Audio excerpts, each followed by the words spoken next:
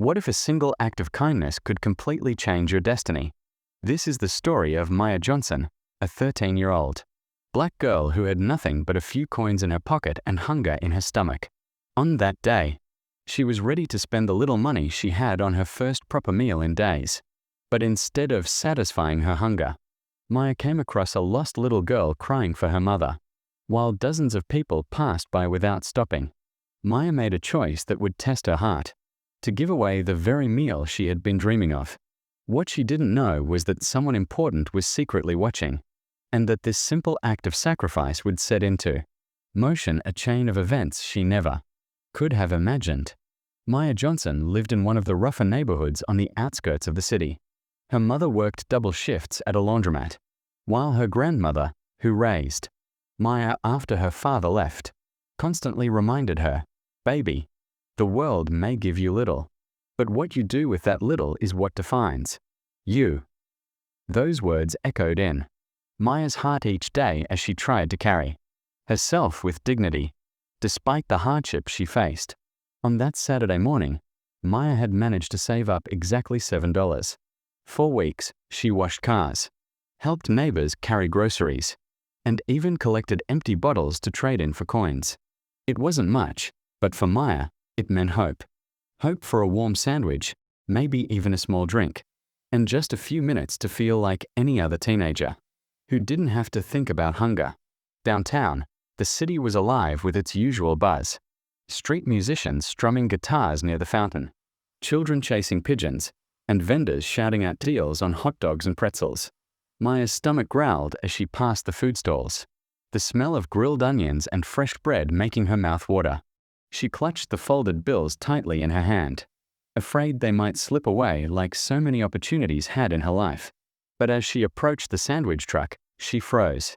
Just a few feet away, near the edge of the square, she noticed a small blonde girl sitting on the ground, her pink dress smudged with dirt, tears streaming down her face. The child's voice trembled as she cried out, "Mommy? Mommy, where are you?" Dozens of people walked past, glancing briefly before turning away. Some shook their heads, others simply pretended not to hear. But Maya couldn't. Something inside her, perhaps the memory of her grandmother's words, perhaps the deep empathy that came from knowing what it felt like to be overlooked, pushed her forward. She knelt beside the little girl, speaking softly. "Hey, sweetheart, are you lost?" The girl sniffled and nodded, clutching a small stuffed bunny.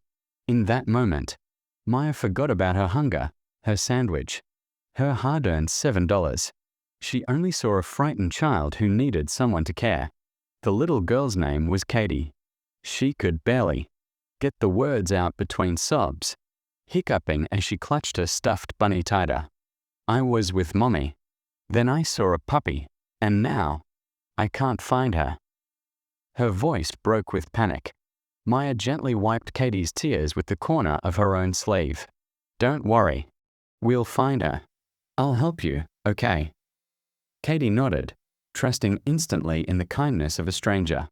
But as Maya stood, holding Katie's tiny hand, she noticed something that made her uneasy. People were staring, not with concern for the child, but with suspicion directed at her.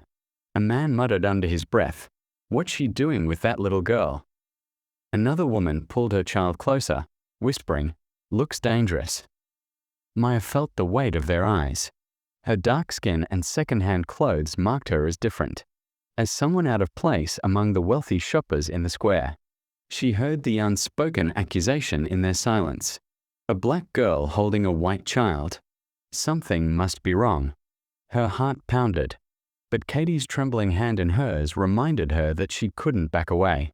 She guided the girl toward the food trucks, scanning the crowd for a frantic parent. Minutes turned into 20, yet no one appeared. Katie's sniffles grew softer, replaced by a tiny whimper. "I'm hungry." Maya looked down at the crumpled bills in her hand, her only meal for the day. Her stomach tightened with hunger, the smell of grilled sandwiches lingering in the air like a cruel temptation. She glanced at Katie, her round cheeks flushed and streaked with tears, her blue eyes wide with hope. It was no choice at all. "Let's get you something to eat," Maya said softly. She walked to the food trailer and ordered the sandwich she had dreamed about for weeks. But when it arrived, she slid the plate toward Katie. "This is for you." Katie hesitated, then smiled through her tears and began to eat. Each bite slow but eager. Maya sat beside her, her stomach aching as she watched. Around them, the whispers grew louder. Unbelievable. She probably took the girl just for attention. Look at her, pretending to be a savior. Why isn't anyone stopping this? Their words cut deeper than hunger. Maya wanted to shout that they were wrong, that she was just helping. But she remembered her grandmother's voice. Dignity isn't what others give you, Maya. It's what you refuse to let them take away. So she stayed silent, even when a man in an expensive suit approached. His sharp eyes flicked between Maya and Katie. He pulled out his phone, muttering into it while watching them closely. Another man, equally well dressed, scribbled notes in a leather pad. Katie noticed too. "Why are those men looking at us?" she asked with childlike innocence. Maya forced a smile. "Don't worry, sweetie. Maybe they're security guards." But her chest tightened. Something about the way they watched felt deliberate, staged, as though her every action was being tested. Then, suddenly, a voice pierced the square. "Katie." An elegant woman, her heels clattering on the stone pavement, rushed forward. Her designer dress shimmered in the sunlight, her perfectly styled hair falling loose as tears streamed down her face. Katie leapt from the bench, sandwich still in hand, and ran into her mother's arms. "Mommy." The child cried. "I was lost, and this nice lady helped me." The crowd gasped. Some relief, some disbelief. Katie's mother clutched her daughter, then turned to Maya. For a moment, her expression softened with gratitude. But before she could speak, another voice from the crowd rang out. "Check her pockets. She probably took something." The words hung in the air like poison. All eyes darted back to Maya, suspicious, accusatory. She felt her throat tighten, her fists clenching at her sides. She had given up her only meal, her hunger twisting in her belly. Yet all they saw was the color of her skin. Katie's mother raised her hand sharply, silencing the crowd. Her voice, though trembling with emotion, was steady. "Enough. This young lady helped my daughter when no one else would. While you all stood and judged, she sacrificed the little she had." The crowd fell silent, their shame cutting through the air. But Maya could still feel the sting of every look, every assumption. For her, the damage had been done. She turned to leave quietly, hoping to fade into the crowd. But Katie's mother wasn't finished. She reached into her purse, pulling out a small, elegant card. She held it toward Maya with eyes that gleamed not only with gratitude, but with something more, recognition. And in that instant, Maya's life began to shift in ways she could never have predicted. Maya froze as the elegant business card hovered in front of her. The name printed in gold letters made her breath catch. Jennifer Wellington. She had seen that surname plastered on billboards, hospital wings, and television ads. The Wellingtons weren't just wealthy. They were one of the most powerful families in the entire state. Jennifer's voice softened. "You gave up your own meal for my daughter. I know because I was told." She glanced toward the suited men, who had been quietly documenting everything. "They work for me. I wanted to see what people would do if confronted with a child in need. Most walked past. Some stared. Only you stopped." Maya's heart pounded. Wait, this was a test. Jennifer shook her head. "Not for you, dear. For humanity. But you showed me something rare, something people with millions can't buy. Kindness when it costs you everything." Before Maya could respond, a low thunder rolled across the square. Heads tilted upward. The sky rippled with the sound of rotor blades slicing the air. A helicopter, sleek and black, descended slowly toward the open plaza beside the fountain. Wind whipped through the crowd. sending napkins and hair flying as people shielded their eyes. Is that for her? Someone whispered, pointing at Maya. The suited men moved quickly, ushering Jennifer, Katie, and Maya toward the clearing as the helicopter touched down. Onlookers gasped, phones raised again, not for cruelty this time, but for awe. The same strangers, who had doubted and insulted her now, scrambled to capture the moment. Maya stood frozen, her hair whipping in the wind, disbelief washing over her. She had never been near a helicopter in her life. Her shoes, scuffed from long walks and hard work, sank slightly into the marble tiles as the propellers roared above her. Jennifer leaned close, her voice barely audible above the noise. Maya, I want you to come with us. Not as charity, but as recognition. You saw my daughter as human, not as wealth or status. That's rare, and I won't let it go unnoticed. Tears burned at the back of Maya's eyes. Just hours ago, she had been invisible, another poor black girl in a city that barely noticed her existence unless it was to judge. Now, the most powerful woman she had ever seen was holding out her hand. Katie tugged on Maya's arm. Please come, she said, her innocent smile cutting through the chaos. The crowd buzzed with disbelief. Whispers of envy, curiosity, and admiration rippled through the square. The same people who had once muttered accusations now recorded every second, eager to upload the girl who was chosen by a millionaire. Maya hesitated only a moment before stepping forward.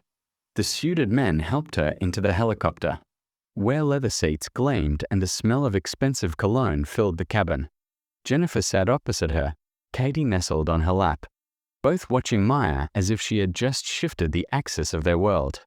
As the helicopter lifted, the square shrank below them.